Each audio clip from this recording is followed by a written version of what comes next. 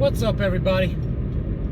I'm Two-Face, unless I do this. And today we're going to talk about everybody's favorite subject, disc listing. Making another list of disc golf. Probably talk about who has the worst forehand on the 2-off-1 tour. Not really. But I am curious to know who all cringed whenever I said that actually plays with us. If it was you, maybe get to the field. Now I'm going to do a list of the worst to best disc golf courses we've played on the trips. I've already got it compiled. First time I've prepared ahead of time to that extent. And I also spoke with Country Cruiser Tastic about his. He did a list. We then went over it together and tried to see what the differences were. So, if anybody wants to follow me on Instagram, Trilogy4, you want to know where I got that name? It's because one time, Duck beat me, and he tried to lie about the score, and he was like, it's probably by 3. And I was like, yeah, if you times it by 4. And there came the name Trilogy4. And I don't know if I'm allowed to give out his Instagram, but the way he got the name, Country Cruiser, was one time he teed off, shaked it way out in the woods. It hit 17 trees. At least we couldn't hear it. It was too far out in the woods or see it, but guessing 17 because that's about average. And ricocheted all the way through the forest around 693 foot later, parked beside the basket. And I was like, dang, you just cruised through the country. And he just laughed. And I started calling him Country Cruiser, and that's where the name came from. There you go. Enjoy the rest of the video.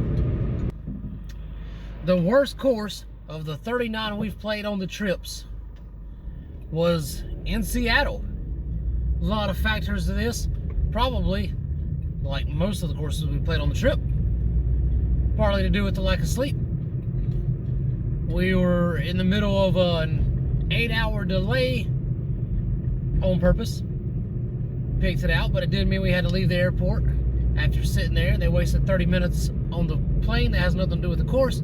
Either who, we got there, our clothes were in our bags, disc golf bags, so we basically played a 2 until Dutt was losing and switched it to 3 disc round. And but I'm not salty. And it just wasn't great. It was crowded. It wasn't bad. I had a throw in on hole 1 that was pretty cool in front of a bunch of people. But Dutt said it was a putt because he's not salty. But yeah, it wasn't a bad course. But for this list, it was number 39, which is a lot of courses. Number 38, Moose Fly Mountain. You've never seen a moose fly, but I have. Somebody cue the donkey. Man, those freaking moose flies, they're everywhere up there. Like, you can barely play the course. First couple holes, pretty good. I enjoyed them, but flies start immediately. And then after about 3 holes, you just play the same shot.